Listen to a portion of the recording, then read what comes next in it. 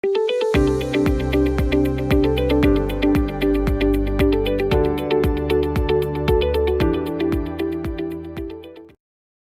everyone, thank you for joining us in this latest in our series of CIBUK.org and factsforeu.org video interviews with interesting figures from around the world. So far we've had guests from as far afield as Washington DC and Auckland, New Zealand. Today we're on home turf in the UK with the eminent MP, the Right Honourable Sir John Redwood. Sir John is a former cabinet minister, a staunch Brexiteer. He's an advocate of free trade, and I think it's fair to say that he's a traditional conservative thinker. So, welcome, Sir John. Hello, everybody. Welcome to the audience. My first question, you've always been a staunch Brexiteer. So can we start by me asking you for your overall views on how you think Brexit has gone to date? Well, we scarcely started, have we? I mean, it's still very disappointing. It's great news that we finally got out, despite Parliament's worst efforts to thwart the will of the British people. But we got out with a deal which Boris Johnson had substantially revised from Theresa May, but it still left us under some element of EU control, which I find deeply disappointing. I was not able to vote for the Johnson deal myself because I felt the Northern Ireland provisions were wrong. And I wanted us to get the fish back more promptly than that deal allowed. And so we're still working it through. We still need the Northern Ireland Protocol legislation to make it very clear that we're going to run our own tax policy throughout the United Kingdom instead of allowing the EU to undertake some of our tax policy in Northern Ireland. We need to have a proper free trade internal market system between Great Britain and Northern Ireland, which the Northern Ireland Protocol impedes, and we need to get full control of our fishing grounds back. Meanwhile, the Treasury has been extraordinarily timid about using the powers. It doesn't want to change that in the way that I and others have been wanting, and we may now await a new Prime Minister in order to achieve that. And we've seen other departments like agriculture and fisheries not really seizing the moment and realizing that the opportunity to design a completely new subsidy and support system for the United Kingdom would allow us to win back lost markets. What I wanted to see was a lot more homegrown food, and that's still work in progress because the environmental imperative seems to have taken over. And so instead of recapturing all that lost growth and lost opportunity and having more local food with fewer food miles, we still seem to be stuck in the old model of importing from the continent. Mm. So you've seen some progress, but it's been a little disappointing. Would that be fair to categorize? I think it's been very disappointing, and I want to see a lot more progress. The vaccine development was one of the best examples of how the UK doing its own thing and being free to take a global and a national view produced a quicker and better answer. Our scientists were magnificent. We didn't join the EU scheme. They wallowed in complexity and bureaucracy and didn't get great vaccines up and running. It's left to the Americans and the Brits to get the great vaccines that worked out there and roll them out quickly. And that showed just how much you can get out of the freedom and the initiative and the promise that Britain has if it doesn't have to play by EU rules. But there haven't been enough similar examples. And the free ports, for example, weren't rolled out on day one in the way that I wanted. I thought with Rishi Sunak there as Chancellor, a man who'd written a pretty good pamphlet on the need for free ports sometime before, we'd had vibrant free ports up and running and open for business on day one when we left, but we didn't. And we're still awaiting the proper tax cuts for those free ports to give them real panache. And so, yes, there's huge frustration by me that the opportunities are not yet being grasped. We're still on the import everything from Europe model, and we're still on the don't do any changes in many of our regulations and trading arrangements for fear of upsetting the EU model, whereas we need to take a global view and do what is right for Britain. So just taking from what you said there, you're you see, obviously, the vaccine rollout as having been one of the successes. Can you point our audience to any other successes from Brexit that you feel have been achieved? There's a lot to go, as you've said, but any other things that you would point to? Well, I mean, the great success is we are now free to legislate as we wish and to change our rules and laws as appropriate. And that is a huge change, which is why I'm obviously a great fan of the fact that we did eventually get out, but I'm saying we now need to use that freedom to change and improve. I think we've done a pretty good job in the trade area. Remain told us that we wouldn't even be able to roll over the free trade agreements we had via our membership of the EU with third countries. Well, that's proved to be false. We rolled those over and put them back in place pretty quickly. And we've now gone on to do some independent UK trade deals, which are attractive. And I think we're going to see a lot more opportunity in Asia in particular, where we've obviously developed strong trading links with Australia and New Zealand. Now we've left the EU, trading links which were damaged badly by our membership of the then European Economic Community in the 1970s. And I think we're going to go on to get membership of the Trans-Pacific Partnership, which is a huge freer trading area, where they seem quite happy for us to be applicant members, and I think we can make pretty rapid progress in agreeing that. So I think on the trading front, we are going to be a much bigger global trading player than we were allowed to be through our membership of the European Union. And of course, we are negotiating our own trade deals instead of having to go along with the EU version, which was slower and less good. Yeah. So John, you have highly recognized expertise in the area of business and economics.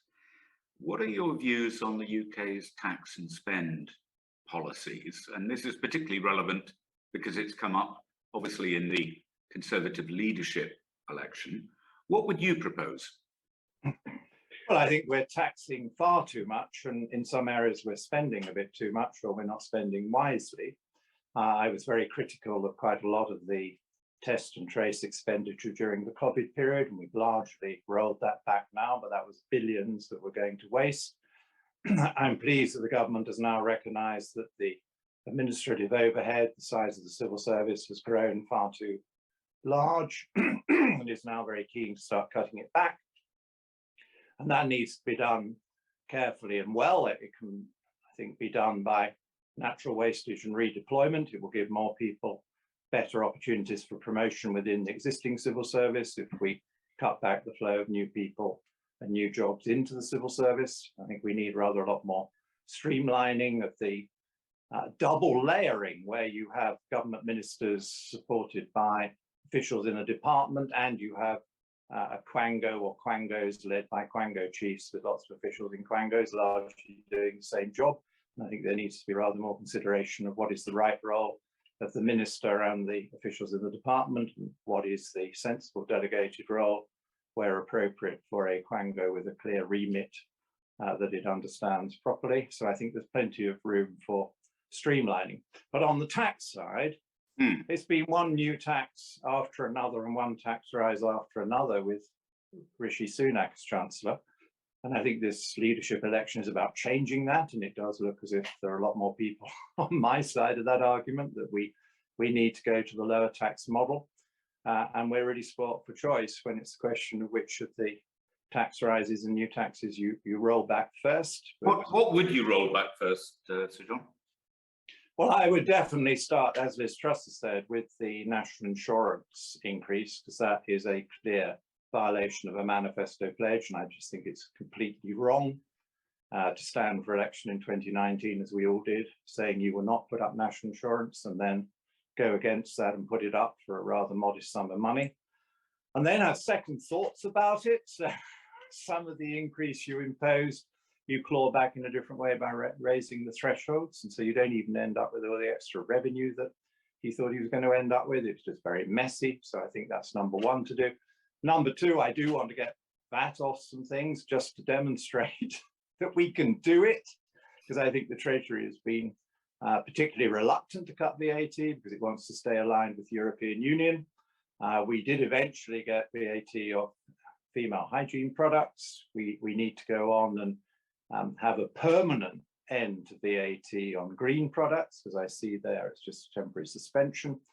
And I would like to take that off domestic energy, particularly when gas prices are very elevated and still rising, as we are experiencing today. So I think that would be a good start on the VAT side to slim it down a bit. And what about corporation tax? Well, corporation tax should not be increased. I've been a strong critic of that.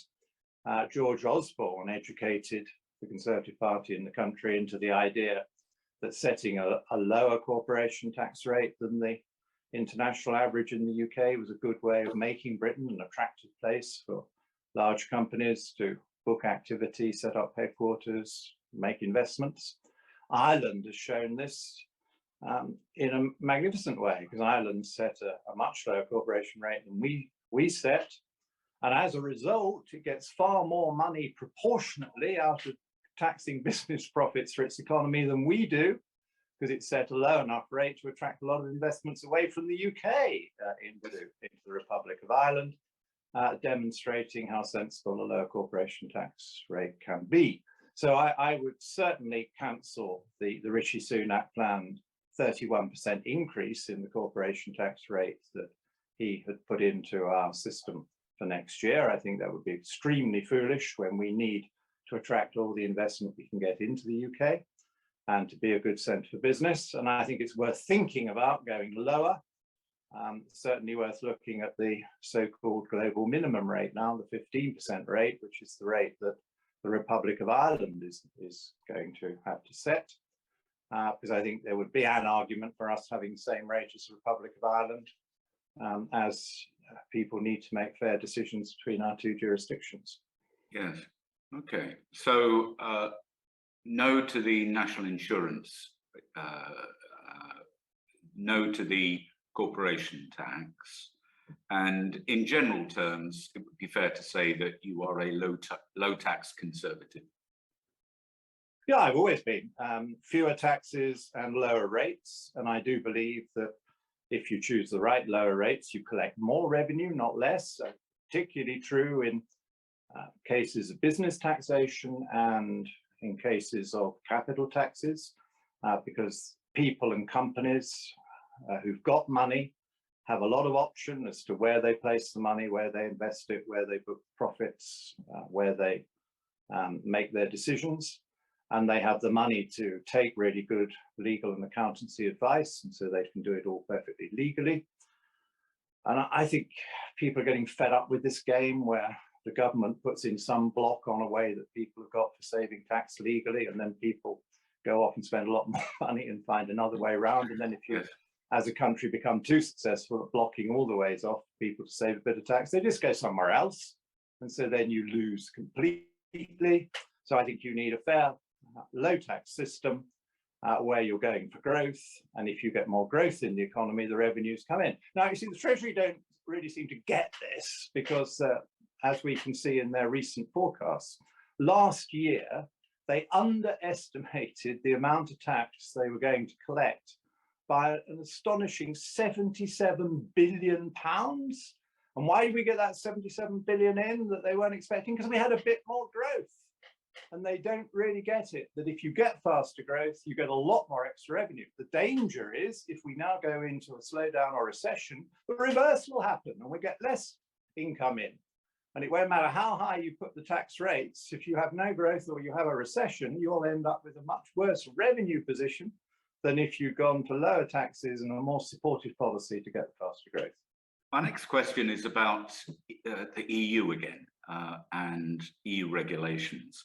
How do you feel we're doing in freeing up the UK from the EU's over-prescriptive, some might say, regulations in order to innovate and maintain our competitiveness, in fact, increase our competitiveness going forward? What are your views on how we're doing on EU regulations and abandoning them? Well, I think we can do a lot more than we've done to date. The government is going through various exercises led by Jacob Rees-Mogg, who's very enthusiastic to do this, but it requires cabinet and departmental-wide consent to individual proposals. So yes, again, I'd like it to speed up.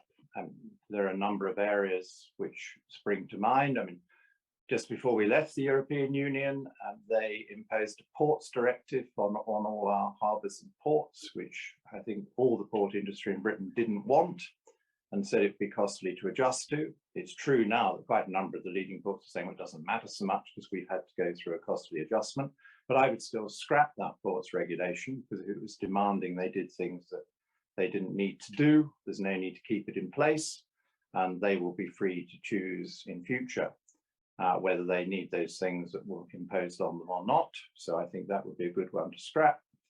I remember some years ago, our art market was damaged by various impositions and changes that the EU placed. And instead of diverting the business from us to Paris or to Germany, it of course diverted the business to New York. So it wasn't even sensible from the EU's point of view. So they quite often invented rules that seemed to be designed to shift business from us to the continent. This one shifted the business to New York. So I think we need to revisit that and talk to the art market about what could be done to become super competitive again, because we used to be an even stronger leader in that area than we are today prior to the EU interventions. I've already mentioned one of the most heavily regulated areas, which is agriculture. Now, it's true that the EU rules are being modified by a new system introduced gradually. I'm not sure we've yet got the right balance in all that, but again, I'd like to see faster progress when it comes to freeing and encouraging home food production. I certainly wish to see the common fishing policy disbanded and fish repatriated as quickly as possible, and there's still outstanding business in terms of negotiations with the European Union fishing states over that.